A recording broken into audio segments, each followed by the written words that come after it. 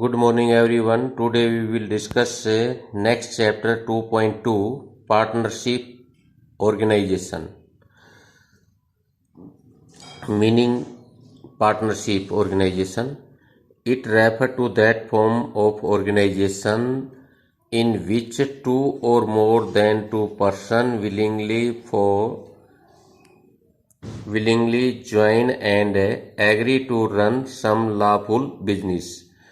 Partnership organisation का meaning जो है बेटा क्या होता है? It refer to that form of organisation. इसका अभिप्राय उस तरह की ऑर्गेनाइजेशन से है, उस संगठन से है, इन विच टू और मोर देन टू पर्सन, जिसमें दो या दो से अधिक व्यक्ति विलिंगली अपनी स्वेच्छा से ज्वाइन इकट्ठे होते हैं and agree to run some lawful business, और एक वैधानिक व्यवसाय जो है उसको चलाने के लिए सहमत होते हैं। उसको हम पार्टनरशिप ऑर्गेनाइजेशन कहते हैं। क्या कह रहा है कि इसका अभिप्राय व्यवसायिक संगठन के उस प्रारूप से है जिसमें दो या दो से अधिक व्यक्ति स्वेच्छा से किसी वैधानिक व्यवसाय को चलाने के लिए सहमत होते हैं। अब कह रहा है कि बेटा इसकी definition, according to the Indian partnership act 1932, भारतीय साझेदारी अधिनियम 1932 के अनुसार partnership is the relation between person who have agree to share the profit of a business carried on by all or any of them acting for all. क्या कह रहा है बेटा? कह रहा है कि भारतीय साझेदारी अधिनियम 1932 के अनुसार क्या कह रहा है कि साझेदारी उन व्यक्तियों के मध्य एक संबंध है जिन्होंने ऐसे व्यवसाय को लाभ को परस्पर बांटने का समझौता किया है। कह रहा है कि जिसे वे सब चला रहे हैं या उन सब की ओर से कोई एक चला रहा है। क्या कह रहा है बेटा? डेफिनेशन जो है कह रहा है कि भारतीय साझेदारी अधिनियम 1932 के अनुसार जो है कह रहा है कि ऐसा जो बिजनेस जो है जिसमें जो प्रॉफिट कमाया जा रहा है उसको बांटने के लिए जो एग्री हुए हैं, सहमत हुए हैं, कह रहा है कि जो सभी चला रहे हैं या उनमें से कोई एक चला रहा है। ठीक है, कह रहा है कि उस प्रॉफिट को डिस्ट्रीब्यूशन करने के लिए जो सहमत हुए हैं उसको पार्टनरशिप कहते हैं। अब कह रहा है कि फीचर्स ऑफ पार्टनरशिप, पार्टनरशिप की जो विशेषताएं हैं इसको मेनली बेटा टू पार्ट्स में डिवाइड किया गया है। एक स्टैट्यूटरी फीचर्स जिसको हम वैधानिक विशेषताएं कहते हैं। इसमें पहला जो पॉइंट है मोर देन वन पर्सन, यानी कि मोर देन वन पर्सन का मतलब क्या है? एक से अधिक व्यक्तियों का होना जो है इसमें बताया गया है। क्या कह रहा है कि जो पार्टनरशिप है इसकी जो पहली जो फीचर्स जो है इसमें मोर देन वन पर्सन यानी कि एक से अधिक व्यक्तियों का होना। इसमें देखिए क्या है, कह रहा कि more than one person partnership needs, कह रहा कि minimum of two person because a single individual can not be his own partners of, so in futures the number of partners reduced to one, partnership is automatically dissolve. क्या कह रहा है बेटा? मोर than one person, इसमें कह रहा कि एक से अधिक व्यक्तियों का होना जरूरी होता है। पार्टनरशिप जो नीड है कह रहा कि इसकी आवश्यकता होती है कि मिनिमम दो व्यक्तियों का होना, क्योंकि एकला व्यक्ति जो है स्वयं का जो है हिस्सेदार या साझेदार नहीं हो सकता। कह रहा कि इसलिए सो इफ इन फ्यूचर, इसलिए यदि भविष्य में इनकी संख्या एक घट करके एक हो जाती है तो पार्टनरशिप ऑटोमेटिकली जो है वो डिजोल्व हो जाती है।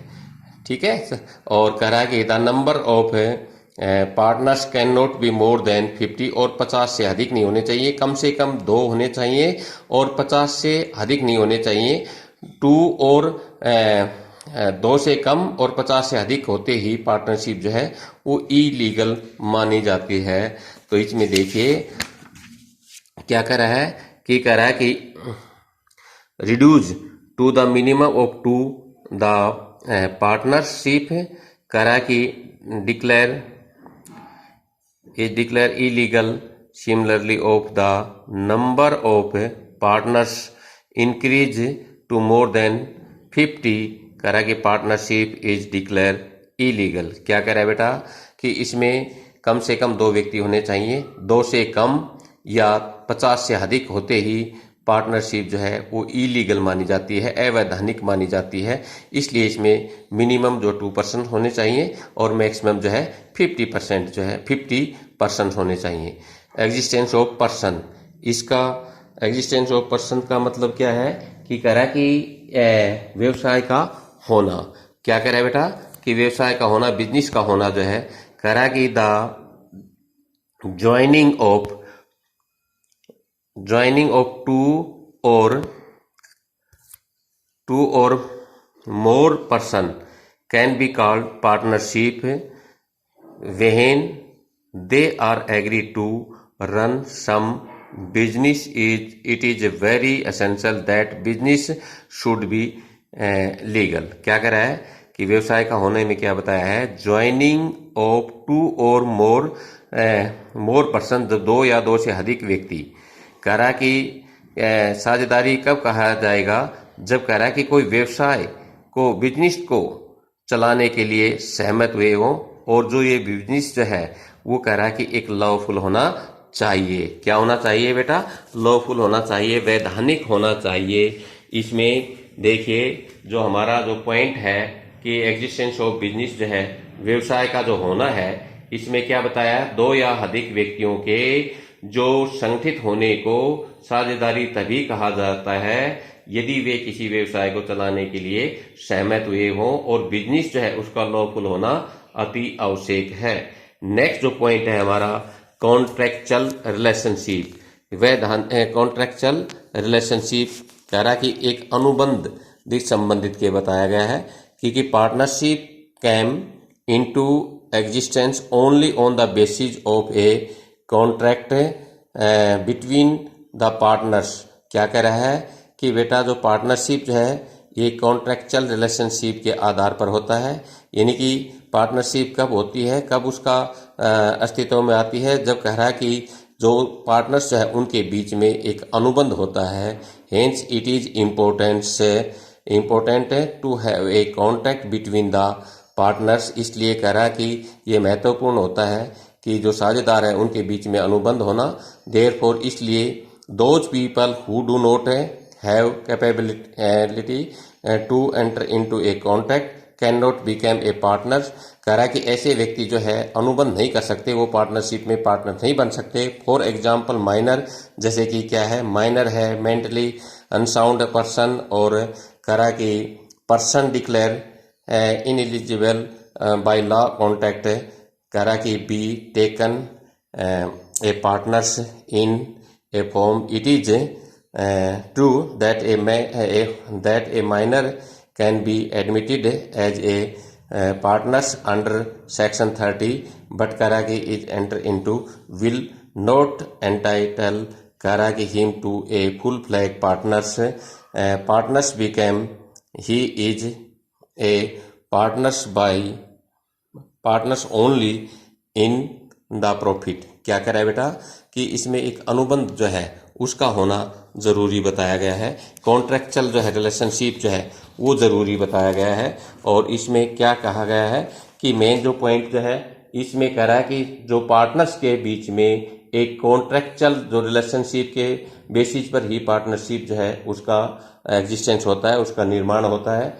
और कह रहा है कि अतः साझेदारी के अनुबंध का होना जरूरी है। इसलिए ऐसे व्यक्ति जिसे अनुबंध करने की क्षमता नहीं होती किसी भी फर्म में साझेदार नहीं बन सकते। जैसे माइनर, पागल, कानून द्वारा अयोग्य घोषित व्यक्ति फर्म में साझेदार के रूप में सम्मिलित नहीं हो सकते। धारा 30 के अनुसार जो है एक माइनर को हम साझेदारी में एंट्री कराया जाता है, लेकिन वो फुल फ्लैग पार्टनर्स नहीं बनता क्योंकि वो केवल लाभों के लिए ही हिस्सेदार होता है। इसलिए कह रहा है कि बेटा इसमें कॉन्ट्रेक्चुअल रिलेशनशिप का होना जरूरी है। जिस व्यक्ति में इस प्रकार अनुबंध करने की क्षमता नहीं होती उसको हम पार्टनरशिप में पार्टनर्स नहीं बना सकते। और नेक्स्ट जो है हमारा ये कह रहा है कि profit sharing, profit motive and sharing the profit, यानी कि पार्टनरशिप जो है इसमें मुख्य जो विशेषता होती है लाभ कमाना और उसको बांटना जो होता है। कह रहा है कि one of the main characteristics of partnership is to earn profit in a business and divided it to among the partners, यानी कि पार्टनरशिप का जो मेन पर्पज होता है लाभ कमाना और उससे पार्टनर्स में आपस में डिस्ट्रीब्यूट करना। Any enterprise whose purpose is not earn profit, यदि किसी जो उपक्रम जो है उसका लाभ कमाना उद्देश्य नहीं है तो हम उसको वैधानिक लीगली इज बी पार्टनरशिप, तो कह रहा है कि वैधानिक रूप से उसको पार्टनरशिप नहीं कहेंगे। It is important to understand that, परंतु यहाँ ये समझना जरूरी है, to have a share in profit is important, यहाँ जो लाभ कमाना महत्वपूर्ण है, but to have a share in loss is not necessary, लाभ हानि में हिस्सा होना तो जरूरी नहीं है। Hence they can be partnership are admitted to the firm simply for sharing the profit. For example, a minor partners can be share in the profit and not in the losses. इसमें क्या mainly क्या बताया गया है कि जो लाभों में हिस्सा होना जरूरी है, हानि में हिस्सा होना जरूरी नहीं है। जैसे जो माइनर है उसको हम लाभ के लिए हिस्सेदार बनाते हैं, एडमिट करते हैं, वो हानि में उसका हिस्सा नहीं होता। प्रिंसिपल एजेंट रिलेशनशिप, इसमें मालिक और कह रहा कि एक है एजेंट के रूप में संबंध होता है। The relationship means that the firm first is an owner is responsible for any contractor करा कि enter into by his agent operating within the limit of his their authority. Similarly, a partner's activities in this करा कि वे every partners play a double role of an owner and A agent. क्या कह रहा है बेटा, इसमें कह रहा है कि जो मालिक जो है ये डबल रोल में होता है, किसमें, यानी कि प्रिंसिपल एजेंट रिलेशनशिप में स्वामी एवं एजेंट का संबंध जो है उसके बारे में डिस्कस किया गया है कि जो ओनर्स जो है, यानी कि प्रिंसिपल का मतलब क्या है यहाँ स्वामी, और एजेंट कह रहा है कि यहाँ प्रिंसिपल एजेंट रिलेशनशिप का अभिप्राय जो है कि जिस प्रकार एक स्वामी अपने एजेंट जो द्वारा अधिकार क्षेत्र में रहते हुए किए गए अनुबंधों के लिए उत्तरदायी होता है, ठीक उसी प्रकार एक साझेदार अपने कार्यों से अन्य समस्त साझेदारों को बाध्य कर सकता है।